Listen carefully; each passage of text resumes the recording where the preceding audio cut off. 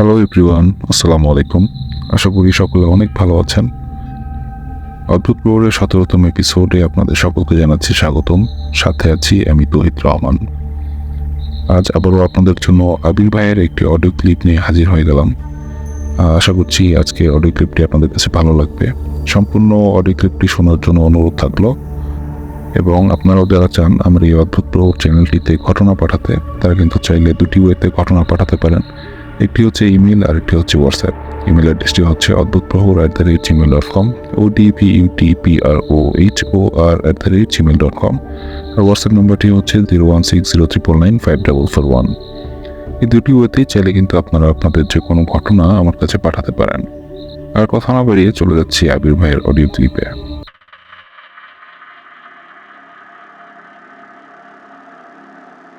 আসসালামু আলাইকুম তৌহিদ ভাই এবং সকল লিসেনারদেরকে আসসালামু আলাইকুম। সবাই ভালো আছেন আশা করি। ভৌতিক যে কোনো বিষয় আমাকে খুবই টানে বলতে গেলে। আমি এইসব ব্যাপারে জানতে, বুঝতে বা শুনতে আমার ভালোই লাগে। যদি আমি নিজেও অনেকটা ভীতু ক্যাটাগরির লোক, বাট আমার শুনতে ভালো লাগে। তো ভৌতিক কিনা জানি না, তবে আমার কাছে বা আমার সাথে বলতে পারেন ঘটে যাওয়া একটা ঘটনা, সেটা আমি শেয়ার করছি আপনাদের সাথে। যদি ভালো লাগে তো তৌহিদ ভাইয়ের কাছে রিকোয়েস্ট থাকবে সে যেন লিসেনারদের উদ্দেশ্যে অডিও ক্লিপটা শোনায়। লিখে পাঠাতে পারছি না কারণ সেরকম সময় হাতে পাই না, চাকরি করি। আমি আবির বলছিলাম ঢাকা থেকে। তো আমি সরাসরি ঘটনায় চলে যাই। আমি ছোটোবেলায় গ্রামেই বড় হয়েছি। ক্লাস 5-এর মাঝামাঝি সময় আমি ঢাকায় থেকেছি। এরপর যখন আমার এসএসসি পরীক্ষা শেষ হলো, তো কলেজে ভর্তি হওয়ার আগের কিছু সময়ের জন্য আমি বাড়িতে ছিলাম, আমার গ্রামের বাড়িতে। সঙ্গত কারণে আমি আমার গ্রামের বাড়ির লোকেশনটা এখন বলছি না। তো আমি আমার বাড়ির ব্যাপারে একটু বর্ণনা দিই। আমাদের বাড়ির সাথে আমাদের একটি কাঠবাগান রয়েছে, এবং কাঠবাগানের একদম কোনায় একটি বাঁশঝোপের মতো রয়েছে। আর সেই কাঠবাগানের পরে আগে একটা মাঠ ছিল, এখন সেটা আর মাঠ নাই, ওটাকে একটা ছোটোখাটো বাগানে পরিণত করা হয়েছে। আর সেই মাঠের সাথে আমার ছোটোবেলার বন্ধুর বাসা। আমার বন্ধুর নাম হচ্ছে সাজু। তো ঘটনাটা আমার সাথেই ঘটে। আমি কলেজে ভর্তি হওয়ার আগে বাড়িতে ছিলাম। তো বেশ কিছুদিন বাড়িতে না থাকার কারণে যেটা হয়, একটা জায়গায় যদি রেগুলার বেসিসে থাকা না হয়, তখন ওই জায়গাটার ব্যাপারে একটা অপরিচিতি কাজ করে বলতে গেলে। মানে আপনার ওইখানকার এনভায়রনমেন্টের সাথে মিশে যেতে একটু সময় লাগে। তো আমি প্রথম বাড়িতে যাওয়ার পর আমার একটু ভিতরে ভয় কাজ করতো। যেমন রাত্রেবেলা ওই কাঠবাগানের দিকে তাকাতে ভয় পেতাম, অথবা রাত্রেবেলা কাঠবাগানে যেতেও ভয় পেতাম, ছাদে যেতে ভয় পেতাম। তো সেগুলো এখন আল্লাহর রহমতে অনেকটাই কমে গেছে। তো ওই সময় একবার ঘটনাটা ছিল এরকম যে আমি বাড়িতে ছিলাম, আমি আমার আব্বুর সাথে বসে টিভি দেখছিলাম। টিভিতে কোনো একটা সিরিয়াল চলছিল। তো তখন আমার হাতে কোনো কাজ ছিল না, তো আমি নর্মালি জাস্ট এমনি আব্বুর সাথে বসে গল্প করতেছি, সিরিয়াল দেখতেছি। সেখানে আমাদের বাসার কাজের মেয়েও ছিল। তো আমরা একসাথে বসে করতেছি। আমার তখন একটা ফোন ছিল, আমি ফোনে তখন টুকটাক ফেসবুক ব্রাউজিং করতেছি, আর আব্বুর সাথে টিভি দেখতেছি, টুকটাক কথা বলতেছি। তো হঠাৎ কারেন্ট চলে যায়। তো কারেন্ট চলে যাওয়ার পরে আমি আমার ফোনটা নিয়ে বারান্দার দিকে চলে যাই। বারান্দার দিকে যাওয়ার সময় আমার সাথে আমাদের যে কাজের মেয়ে, সেও জয়েন করে যে ভাইয়া আমি আপনার সাথে, বাইরের ভিতরে তো অনেক গরম, আমি বারান্দায় যেয়ে বসেন। আচ্ছা আসেন, সমস্যা নেই, এসে আপনি বসেন। তো সেখানে আমাদের যে কাজের মেয়ে, তার নাম ছিল রোজিনা। তো রোজিনা আপু ওখানে বসে চুল আঁচড়াচ্ছিল। আমি বসেছিলাম হচ্ছে এমনভাবে, আমার পজিশনটা ছিল যে ঠিক আমার পেছনে দেয়ালের সাথে গ্রিন দেওয়া, এবং দেয়ালের পরেই কাঠবাগান, এবং কাঠবাগানের কোনায় হচ্ছে আমাদের সেই বাঁশঝোপটা। তো আমার কানে হেডফোন দেওয়া ছিল, আমার যতটুকু মনে আছে আমার কানে হেডফোন দেওয়া ছিল, কিন্তু আমি কোনো গান ছাড়িনি বা কোনো কিছু শুনছিলাম না। আমি ফেসবুকে কোনো একটা কিছু নিয়ে একটু ব্যস্ত ছিলাম, কোনো একটা পোস্ট পড়ছিলাম বা কিছু একটা। তো আমি বারান্দায় যেয়ে বসার 5 মিনিট পরে কারেন্ট চলে আসে। তো কারেন্ট চলে আসার পর রোজিনা আপু বলে যে ভাইয়া কারেন্ট চলে আসছে, আমি তাহলে সিরিয়ালটা দেখি। আমি বলছি ঠিক আছে আপনি যান, আমি একটু পরে আসতেছি। আমি ফেসবুকে ব্যস্ততার কারণে আমি আর তখন তার সাথে ভেতরে যাই। তো আমি বসে রয়েছি, বসে ফেসবুক ব্রাউজ করতেছি। রোজিনা আপু চলে যাওয়ার অল্প কিছুক্ষণ পর আমার কাছে হঠাৎ একদম স্পষ্ট আওয়াজে আমি শুনতে পেলাম যে ঠিক আমার পেছনে ঘাড় বরাবর কেউ বলে উঠলো যে কিরে কী করস। আর কণ্ঠটা ছিল একদম হুবহু আমার সে ছোটোবেলার বন্ধু সাজুর মতো।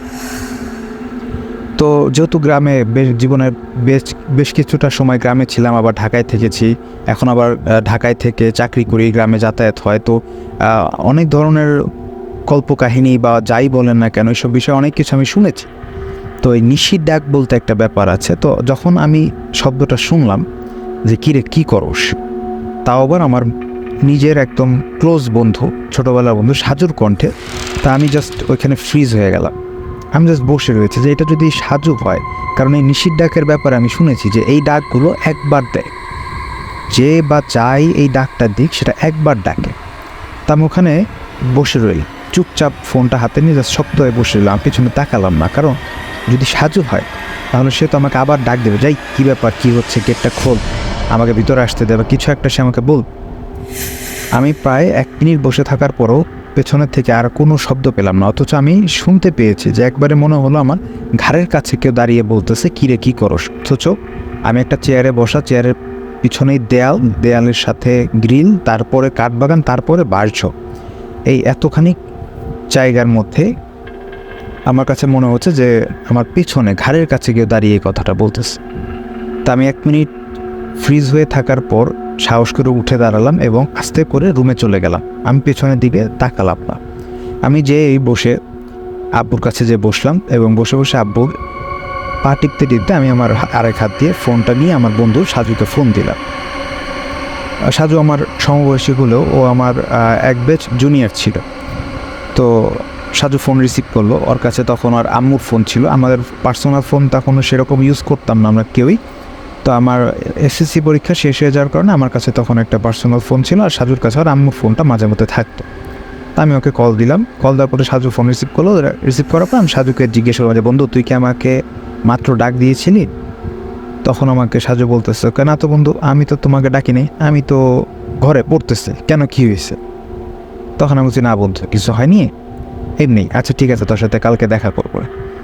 তো পরের দিন আমি সাজুর সাথে দেখা করে সাজুকে সব ঘটনা বললাম।